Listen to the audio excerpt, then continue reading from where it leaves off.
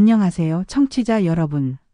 오늘 들려드릴 이야기는 한 여성이 자신과 똑같은 얼굴로 태어난 언니의 죽음, 뒤에 숨겨진 진실을 파헤치며 벌이는 처절한 복수극입니다.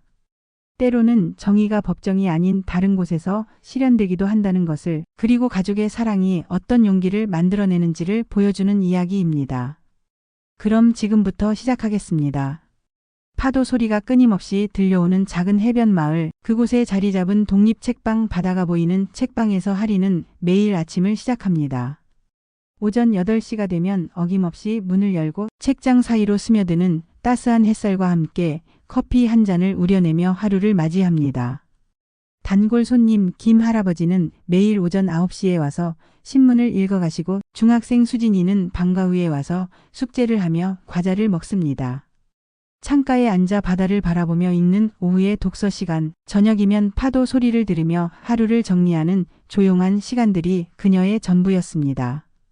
하리는 이곳에서 이름을 바꾸고 살아가고 있었습니다. 본명은 정하린이었지만 지금은 김하린으로 살고 있습니다. 주민등록도 새로 만들고 과거의 모든 흔적을 지우고 이곳에 정착한 지 이제 2년이 되었습니다.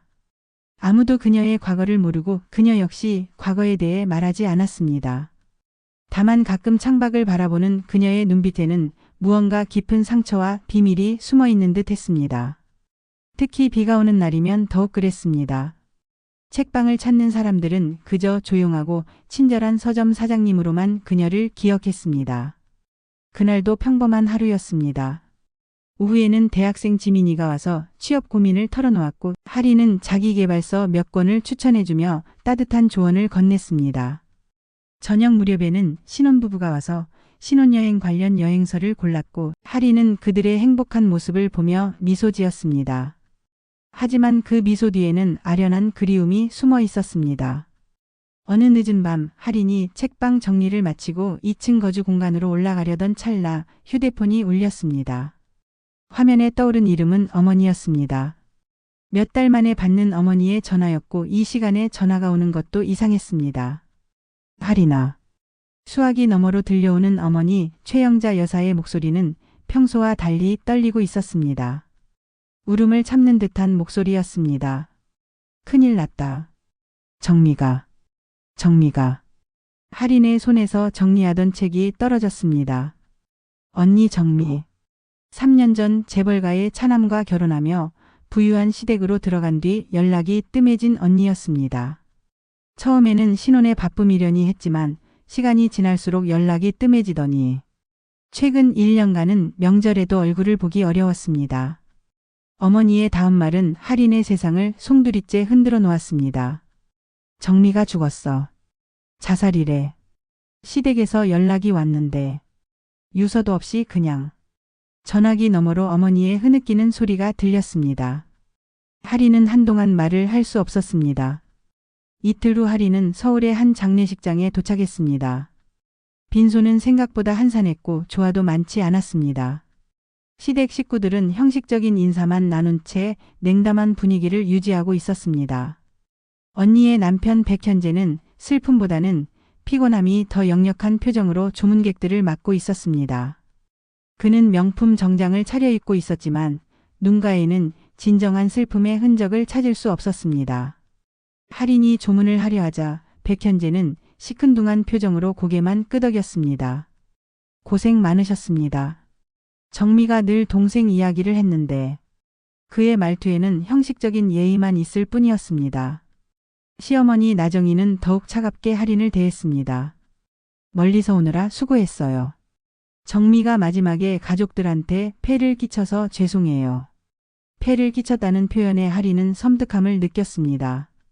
자신의 딸이 죽었는데 폐를 끼쳤다고 말하는 시어머니의 심리가 이해되지 않았습니다. 하리는 조용히 관 앞으로 다가갔습니다. 3년 만에 보는 언니의 얼굴은 너무나 야위어 있었습니다. 예전에 통통하고 생기 넘치던 모습은 온데간데 없고 뼈만 남은 듯 말라 있었습니다. 그런데 뭔가 이상했습니다. 하리는 과거 정보사에서 간호장교로 복무하며 익힌 관찰력으로 언니의 시신을 자세히 살펴보았습니다. 먼저 손톱을 보았습니다. 손톱 끝에는 미세한 상처들이 있었고 손가락 사이사이에 작은 찰과상들이 있었습니다. 이는 누군가와 몸싸움을 했거나 저항했을 때 생기는 상처들이었습니다. 손목에는 희미한 멍자국이 남아 있었고 손목 안쪽에는 주사 자국 같은 것도 보였습니다. 화장으로 가려져 있지만 목 부근에도 이상한 흔적들이 보였습니다. 목의 옆쪽과 뒤쪽을 자세히 보니 압박근 같은 것들이 희미하게 남아 있었습니다. 복부를 가볍게 만져보니 타박상의 흔적을 느낄 수 있었습니다. 갈비뼈 부근도 비정상적으로 움푹 들어가 있었습니다. 이것들은 자살한 사람의 몸에서 나타날 수 있는 상처들이 아니었습니다. 할인의 전문적 지식으로는 이것들은 명백히 타인에 의한 폭행의 흔적들이었습니다. 할인의 직감은 예리했습니다. 뭔가 잘못되었다는 확신이 들었습니다. 그녀는 시댁 사람들을 다시 한번 유심히 관찰했습니다. 시어머니 나정이는 슬픔보다는 안도감 같은 것이 보였고 백현재는 계속해서 시계를 보며 장례를 서둘러 마치려는 기색이 역력했습니다. 언니, 무슨 일이 있었던 거야? 할인은 마음속으로 언니에게 물었습니다. 그리고 그 순간 복수에 대한 첫 번째 씨앗이 그녀의 마음속에 심어졌습니다. 장례식이 끝나고 집으로 돌아가는 길, 어머니는 할인에게 작은 봉투를 건네주었습니다. 어머니의 손은 떨리고 있었고 주변을 살피며 조심스럽게 말했습니다. 정미가 마지막에 나한테 맡겼어. 혹시 모를 일이 생기면 너에게 전해달라고 했단다. 시댁 사람들이 모르게 가져가. 봉투 안에는 작은 USB와 손바닥 크기의 메모장이 들어 있었습니다.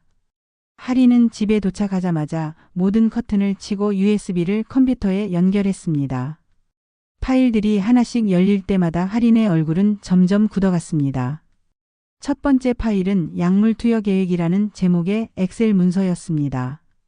정신과 약물의 종류와 투여량, 그리고 기대 효과에 대한 상세한 계획이 적혀 있었습니다. 리스페리돈, 할로페리돌, 로라제팜 등 강력한 정신과 약물들의 이름이 나열되어 있었고 각각의 부작용과 환자에게 미칠 영향까지 세세하게 기록되어 있었습니다. 마지막에는 단계적 투여를 통해 자연스러운 정신이상 상태 연출이라는 무서운 문구가 적혀 있었습니다. 두 번째 파일은 시어머니와 누군가의 대화를 녹음한 음성 파일이었습니다. 할인은 이어폰을 끼고 재생 버튼을 눌렀습니다. 이제 슬슬 정신병원에 입원시켜야겠어. 약물 반응도 좋고 자살 기도도 몇 번 있었다고 하면 충분히 명분이 서지. 나정이의 목소리였습니다. 차갑고 계산적인 어조였습니다. 어머님, 그래도 너무 급작스럽게 하면 의심받을 수 있어요. 주변에서 뭐라고 할지도 모르고. 백현재의 목소리였습니다. 할인의 손이 떨렸습니다. 그들은 언니를 정신병원에 가둘 계획까지 세우고 있었던 것입니다. 괜찮아. 이미 의사한테도 이야기해놨어. 정미가 환청을 듣는다고 피해망상이 심하다고. 며칠만 더 약을 먹이면 정말로 그런 증상이 나타날 거야. 그 다음에는 어떻게 하실 건가요? 정신병원에서 몇 달 지나면 자연스럽게 사고가 일어날 수도 있는 거 아니야? 정신병자들이 자살하는 건 흔한 일이잖아. 할인은 녹음을 듣다가 컴퓨터 앞에서 구토를 할 뻔했습니다. 그들은 언니의 죽음을 치밀하게 계획하고 있었던 것입니다. 세 번째 파일은 동영상이었습니다. 백현재가 정미에게 가스라이팅을 하는 장면들이 여러 개 담겨 있었습니다. 언니가 몰래 촬영한 것 같았습니다. 첫 번째 영상에서 백현재가 말했습니다. 내가 기억하는 게 틀렸어. 그런 일은 없었다고. 내가 약을 먹어서 헷갈리는 거야. 의사 선생님도 그러시던데. 영상 속 정미는 혼란스러워하며 대답했습니다. 하지만 분명히 그런 일이 있었어요. 제가 기록해둔 것도 있고 그 기록이라는 것도 내가 약 때문에 헛것을 보고 쓴 거야. 정미야, 내가 계속 이상한 소리를 하면 사람들이 뭐라고 생각하겠어? 정신병자 취급받고 싶어. 두 번째 영상은 더욱 충격적이었습니다. 정미가 몰래 촬영한 것으로 보이는데 백현재가 정미의 음식에 약물을 넣는 장면이 담겨 있었습니다. 할인은 메모장을 펼쳤습니다. 언니의 작은 글씨로 빼곡히 적힌 기록들이 있었습니다. 날짜별로 정리된 기록들은 마치 지옥 같은 일상을 보여주고 있었습니다. 5월 13일 마이너스 저녁 식사 후 어지러움. 차에 뭔가 탔나? 평소보다 훨씬 졸리고 손발이 저린다. 5월 15일 마이너스 손목에 멍이 생겼는데 어떻게 생긴 건지 기억이 안 나. 현재는 내가 넘어져서 그렇다고 하는데 5월 17일 마이너스 또 기억이 끊어졌다. 아침에 일어났는데 옷이 다 젖어 있고 목욕탕에서 정신을 잃었나 보다. 5월 20일 마이너스 시어머니가 내 약을 바꿨다. 의사한테 말하니까 나한테 화를 냄. 왜 시어머니 말을 의심하냐고. 5월 23일 마이너스 현재가 내 핸드폰을 몰래 봤다. 친구들과의 대화 내용까지 다 확인한 것 같다. 5월 25일 마이너스 현재가 내 일기장을 뒤졌다. 숨겨둔 곳도 다 찾아냄. 더 이상 안전한 곳이 없다. 5월 27일 마이너스 집안에 CCTV가 설치되어 있는 것을 발견했다. 내가 언제부터 감시받고 있었던 건지. 5월 30일 마이너스 친구 연락처가 모두 차단되어 있었다. 나도 모르는 사이에 누가 차단했나. 6월 2일 마이너스 어머니께 전화하려 했는데 전화기 자체가 고장났다고 한다. 핸드폰도 갑자기 안 된다. 6월 3일 마이너스 밤에 잠들기 전에 마시는 우유에서 이상한 맛이 난다. 씁쓸하고 금속 맛 같은. 6월 5일 마이너스 깨어보니 이상한 곳에 누워 있었다. 어떻게 거기까지 갔는지 기억이 전혀 없다. 날짜가 지날수록 언니의 글씨는 점점 흐려지고 떨려 있었습니다. 마지막 몇 페이지는 거의 읽기 어려울 정도였습니다. 6월 10일 마이너스 머리가 너무 아프다. 약을 먹으면 더 아프고 안 먹으면 또 다른 고통이 온다. 6월 12일 마이너스 시어머니가 의사와 통화하는 소리를 들었다. 정신병원 이야기를 하고 있었다. 6월 13일 마이너스 더 이상 버틸 수 없을 것 같다. 하지만 죽고 싶지는 않다. 나는 살고 싶다. 6월 14일 마이너스 할인이에게 이것을 맡겨야겠다. 나의 마지막 희망이다. 그리고 마지막 페이지에 적힌 글을 보는 순간 할인은 눈물을 참을 수 없었습니다. 이 집은 지옥이야. 나는 이제 더 이상 버틸 수 없을 것 같아. 하지만 나는 자살하지 않을 거야. 절대로. 만약 내가 죽었다면 그것은 그들이 나를 죽인 거야. 만약 이걸 보고 있다면 할인아. 내가 끝내줘. 나는 너를 믿어. 너라면 할 수 있어. 내가 가진 그 능력으로, 내가 가진 그 지식으로. 부탁해. 나를 위해서가 아니라 정의를 위해서. 할인은 메모장을 가슴에 안고 오열했습니다. 언니가 얼마나 절망적인 상황에서도 살려고 노력했는지, 그리고 마지막까지 할인을 믿고 있었다는 것을 알 수 있었습니다. 할인은 눈물을 닦고 화장실 거울 앞에 섰습니다. 거울 속에는 죽은 언니와 똑같은 얼굴이 비치고 있었습니다. 사람들이 항상 말했듯이 그들은 쌍둥이가 아님에도 불구하고 거울처럼 닮아 있었습니다. 같은 눈썹, 같은 코, 같은 입술. 심지어 웃는 모습까지 똑같다고 사람들이 말했습니다. 언니, 내가 복수해 줄게. 내가 정의를 실현해 줄게. 할인의 눈빛이 변했습니다. 더 이상 조용한 책방 사장이 아니었습니다. 그녀는 과거 정보사에서 훈련받은 전문가였고 이제 그 모든 능력을 언니의 복수를 위해 사용하기로 결심했습니다. 이것은 단순한 개인적 감정이 아니라 정의의 문제였습니다.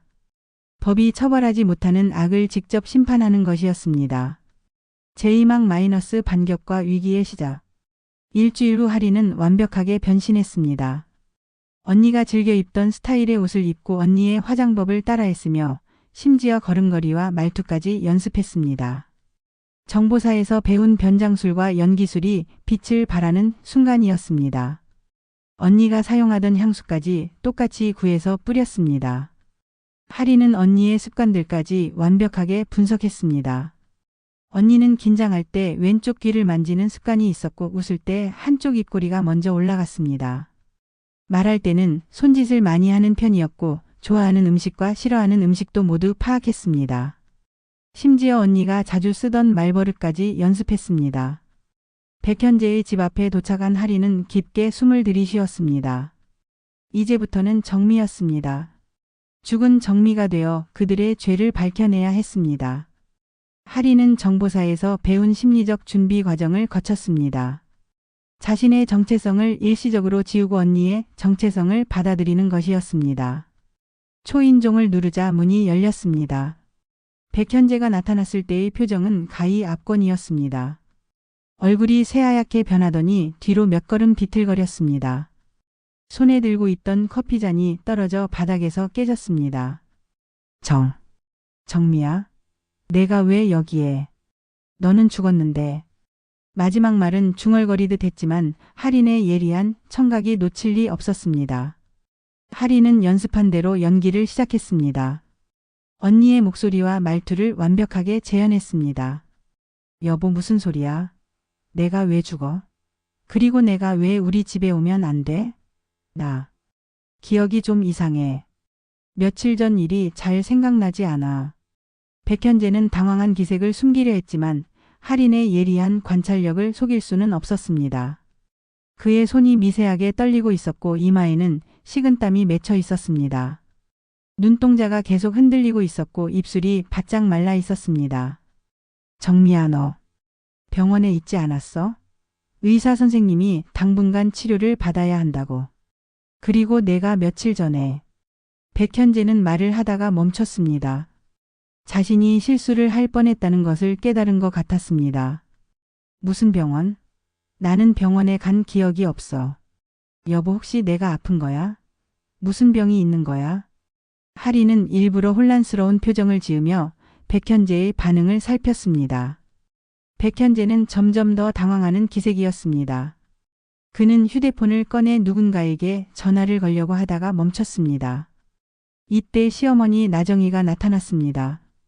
그녀는 할인을 보자 잠시 놀란 듯 했지만 곧 차분한 표정을 되찾았습니다. 하지만 그녀의 눈빛은 날카롭게 할인을 관찰하고 있었습니다. 정미야, 돌아왔구나. 어머니가 얼마나 걱정했는지 몰라. 하지만 나정희의 눈빛은 차갑고 계산적이었습니다. 할인은 직감적으로 느꼈습니다. 이 여자가 모든 계획의 중심에 있다는 것을.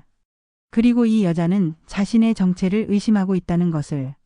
어머님, 저 정말 기억이 이상해요. 며칠 전부터 계속 뭔가 빠진 것 같고. 제가 어디에 있었던 건지도 잘 모르겠어요. 괜찮아. 약을 좀 끊었다가 그런 거야. 들어와서 쉬어라. 오늘은 일찍 쉬고 내일 의사 선생님께 다시 진료를 받아보자. 할인은 집 안으로 들어가면서 주변을 살폈습니다. 언니가 살던 공간이었지만 이미 많은 것들이 바뀌어 있었습니다. 언니의 개인 물품들은 대부분 사라지고 방 분위기도 완전히 달라져 있었습니다. 언니가 좋아하던 꽃무늬 커튼은 무지 커튼으로 바뀌어 있었고 언니의 화장대도 없어져 있었습니다. 거실 벽에 걸려 있던 언니의 사진들도 대부분 사라져 있었습니다. 마치 언니가 처음부터 이 집에 살지 않았던 것처럼 모든 흔적들이 지워져 있었습니다. 정미야, 오늘은 일찍 쉬어. 내일 의사 선생님께 다시 진료를 받아보자. 백현재의 말에 할인은 고개를 끄덕였습니다. 하지만 마음속으로는 계획을 세우고 있었습니다. 이제부터 진짜 게임이 시작되는 것이었습니다. 그들이 언니에게 했던 것처럼 이제는 할인이 그들을 천천히 궁지로 몰아넣을 차례였습니다. 다음 날부터 할인은 본격적인 내부 조사를 시작했습니다. 백현재가 회사에 간 사이 그녀는 집 안 곳곳을 샅샅이 뒤지기 시작했습니다. 정보사에서 배운 수색 기술을 활용해 숨겨진 공간들을 찾아냈습니다. 먼저 언니의 방부터 조사했습니다. 겉보기에는 평범해 보였지만 할인의 전문적인 눈으로 보면 여러 가지 단서들이 보였습니다.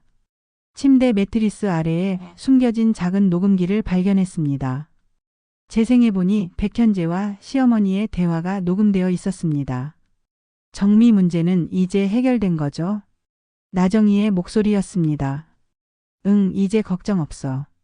정신병력도 만들어놨고 자살 시도 기록도 있으니까 누가 뭐라고 할 사람은 없을 거야. 경찰도 별로 깊이 조사하지 않을 거고. 재산 문제는 어떻게 되는 거예요? 정미가 이미 유산 포기 각서에 서명했어. 물론 약물에 취한 상태에서 했지만 법적으로는 유효해. 모든 재산이 우리 쪽으로 넘어와. 할인의 주먹이 저절로 쥐어졌습니다. 그들은 언니의 죽음을 미리 계획했을 뿐만 아니라 재산까지 가로챌 계획까지 세워두고 있었던 것입니다. 서재에서는 가족 재단 관련 서류들을 발견했습니다. 백현재가 경영하는 재단의 비자금 조성 내역과 탈세 관련 문서들이었습니다. 허위 영수증, 가짜 기부금 내역, 해외 비자금 계좌 정보까지 상세하게 기록되어 있었습니다.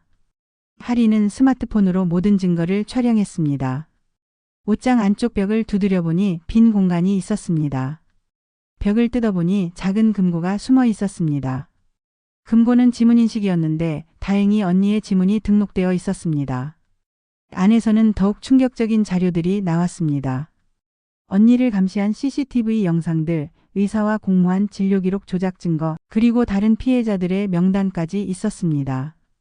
화장실에서는 변기 물탱크 안에 숨겨진 USB를 발견했습니다. 그 안에는 시어머니가 다른 사람들과 나눈 통화 녹음들이 저장되어 있었습니다. 언니를 없애는 방법에 대한 상세한 상담 내용들이었습니다. 며칠 후 하리는 우연한 기회를 통해 회계팀의 장혜란을 만났습니다. 혜란은 재단의 격리 업무를 담당하고 있었는데 하린과 대화를 나누다가 의미심장한 말을 했습니다. 정미 씨 예전보다 많이 달라 보이세요. 눈빛이 특히. 전에는 항상 무서워하시는 것 같았는데 지금은 뭔가 단단해 보여요. 하리는 이 기회를 놓치지 않았습니다. 혜란 씨 혹시 우리 집안에서 이상한 일이 있었는지 아세요? 기억이 가물가물해서. 혜란은 잠시 주저하다가 조심스럽게 말했습니다. 사실 이상한 돈의 흐름이 있었어요. 그리고 어머님께서 병원 관련해서 뭔가 준비하고 계시더라고요. 정신병원 입원 비용이라든지. 어떤 병원이요? 정신건강의학과요. 입원 계약서 같은 걸 준비하시던데. 그런데 정미 씨는 아무것도 모르는 것 같아서 이상했어요. 보통은 본인이 알아야 하는 건데. 혜라는 목소리를 더 낮추며 계속했습니다. 그리고 약값도 많이 나갔어요. 정신과 약물들인데 한 사람이 먹기에는 너무 많은 양이었어요. 리스페리돈, 할로페리돌 같은 강한 약들이었는데 하리는 혜란이 자신의 편이 될 수 있다는 것을 직감했습니다. 혜란 씨, 저에게 도움을 주실 수 있나요? 사실 제가 기억을 잃어서 무슨 일이 있었는지 알고 싶어요. 정미 씨. 혜란이 하린의 눈을 똑바로 바라보며 말했습니다. 정미 씨 눈빛을 보니까 확신이 서요. 예전에 살려달라고 하시던 그 눈빛을 저는 잊을 수가 없거든요. 어느 날 정미 씨가 제게 와서 떨리는 목소리로 도와달라고 하셨던 그때를 기억해요. 도와드릴게요. 혜란은 재단의 회계 담당자로서 많은 내부 정보를 알고 있었습니다. 그녀의 도움으로 하리는 더 구체적인 증거들을 수집할 수 있게 되었습니다. 정미 씨, 사실 저도 이 가족이 하는 일들이 이상하다고 생각했어요. 너무 많은 비밀이 있고 돈의 흐름도 투명하지 않고. 그리고 무엇보다 정미 씨가 점점 야위어가는 모습을 보면서 뭔가 잘못되고 있다는 생각을 했거든요. 이렇게 하리는 내부의 든든한 협력자를 확보했습니다. 혜란의 도움으로 재단의 비리 내역과 언니를 해치기 위해 사용된 자금의 흐름까지 파악할 수 있게 되었습니다. 한편 집안에서는 하린의 변화한 모습에 혼란이 일기 시작했습니다.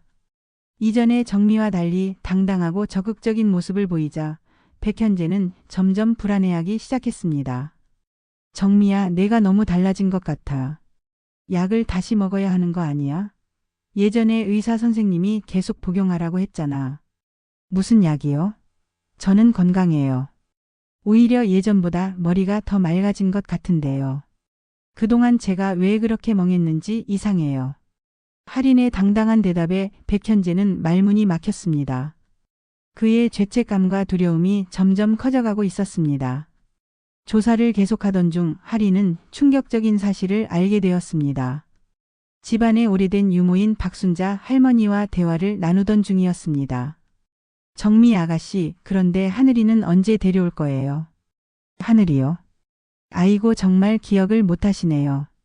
아가씨가 몰래 나와서 수도권 보호시설에 맡긴 그 아이 말이에요.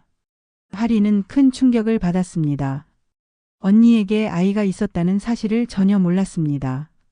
할머니, 자세히 말씀해 주세요. 아가씨가 임신했을 때 어머님이 화를 많이 내셨잖아요. 집안 체면에 안 좋다고 하시면서. 그래서 아이를 낳은 후에 몰래 보호시설에. 할인의 눈에 분노의 불길이 타올랐습니다.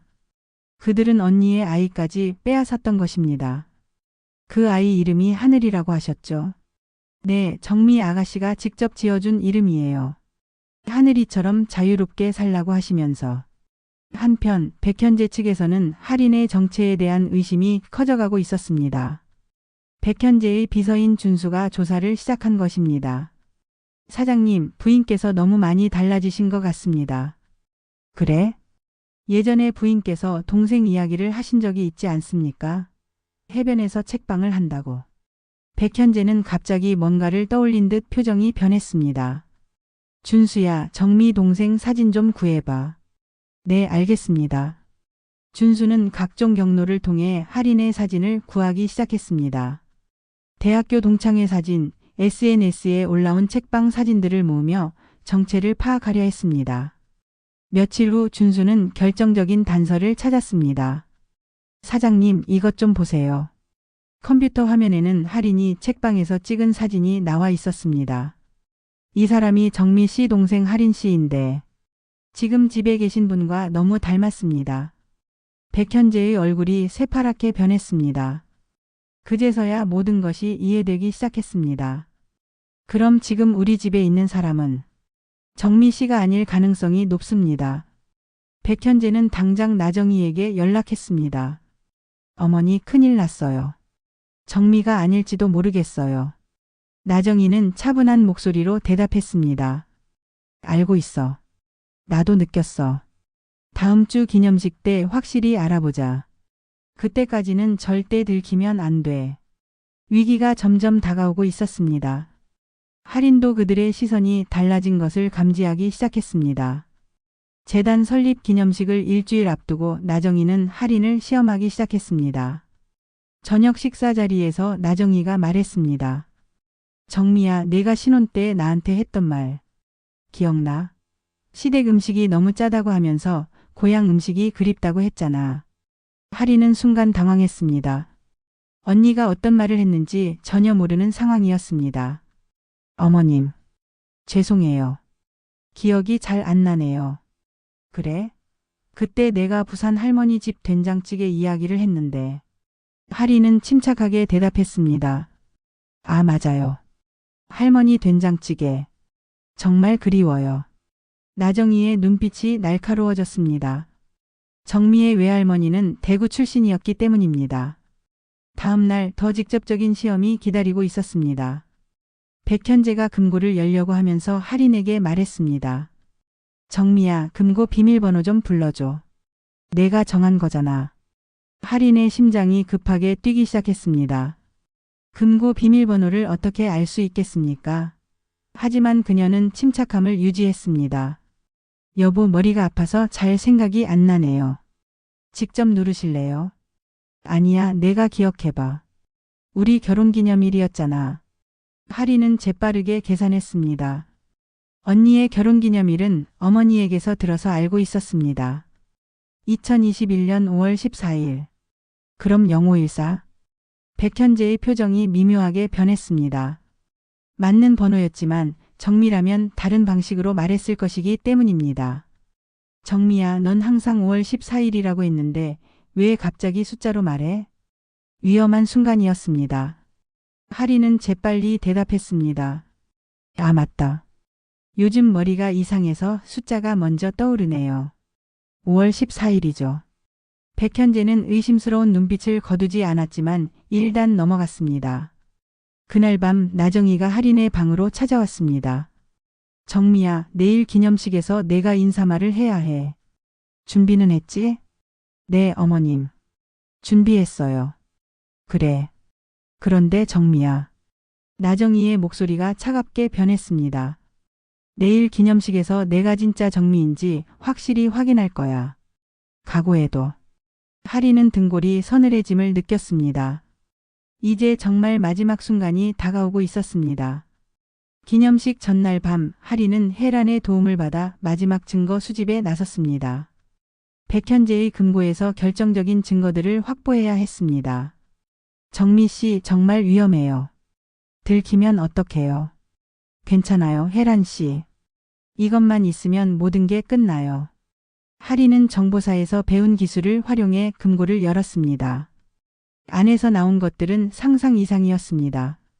정미의 유산 상속 포기각서, 정신병원 강제 입원 계약서, 재단 비자금 조성 장부, 그리고 가장 충격적인 것은 정미에게 약물을 투여하는 장면이 담긴 CCTV 파일이었습니다. 이런, 정말 악마들이네요. 혜란이 떨리는 목소리로 말했습니다. 혜란 씨, 내일 기념식에서 이 모든 것을 공개할 거예요. 도와주실 거죠? 물론이죠. 정미 씨가. 아니, 하린 씨가 정의를 실현하는 거잖아요. 하린은 모든 파일을 USB에 복사하고 내일 기념식에서 사용할 프레젠테이션을 준비했습니다. 다음 날 재단 설립 기념식이 화려하게 열렸습니다. 많은 기자들과 사회 인사들이 참석한 가운데 하린은 연단에 올라섰습니다. 안녕하세요. 저는. 하린은 잠시 말을 멈추고 객석을 바라보았습니다. 백현재와 나정희의 긴장한 표정이 보였습니다. 저는 백정미입니다. 객석에서 박수가 터져 나왔습니다. 하지만 하린의 다음 말은 모든 사람들을 충격에 빠뜨렸습니다. 아니, 정확히 말하면 저는 하린입니다. 백정미의 동생이자 이 재단이 죽인 사람의 가족입니다. 객석이 술렁이기 시작했습니다. 기자들의 카메라 플래시가 터져 나왔습니다. 지금부터 여러분께 보여드릴 것은 이 재단이 어떻게 한 여성을 죽음으로 몰고 갔는지에 대한 진실입니다. 대형 스크린에 영상이 재생되기 시작했습니다. 정미에게 약물을 투여하는 장면, 가스라이팅 하는 장면, 시어머니와 백현재의 대화 녹음이 차례로 공개되었습니다. 객석은 완전히 뒤집혔습니다. 기자들은 미친 듯이 사진을 찍어댔고 참석자들은 경악했습니다. 제 언니 백정미는 자살한 게 아닙니다. 이들에게 살해당한 겁니다. 약물로 가스라이팅으로 그리고 절망으로 말입니다. 백현재가 연단으로 뛰어올라오려 했지만 이미 경찰들이 입구를 막고 있었습니다. 혜란이 미리 신고해둔 것이었습니다. 그리고 이들은 제 언니의 아이까지 빼앗아 보호시설에 버렸습니다. 세상에 이보다 더한 악마가 있을까요? 하린의 목소리는 떨리고 있었지만 그 어느 때보다 당당했습니다. 기념식 이후의 상황은 급속도로 전개되었습니다. 백현재와 나정희 그리고 공모자들은 모두 긴급 체포되었습니다. 언론은 이 사건을 대대적으로 보도했고 사회적으로 큰 파장을 일으켰습니다. 백현재 일가 전원 구속 살인 혐의로 기소. 재단 해산 비자금 200억 원 국가 환수. 가정폭력 은폐 시스템의 민낯 드러나. 법정에서 백현재는 끝까지 혐의를 부인했지만 하린이 수집한 증거들 앞에서는 어쩔 수 없었습니다. 특히 정미가 직접 녹음한 음성 파일들과 CCTV 영상은 결정적인 증거가 되었습니다.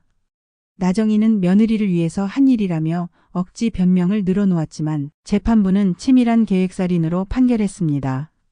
피고인들은 피해자를 약물로 무력화시키고 정신적으로 파괴시켜 자살로 위장한 살인을 저질렀습니다.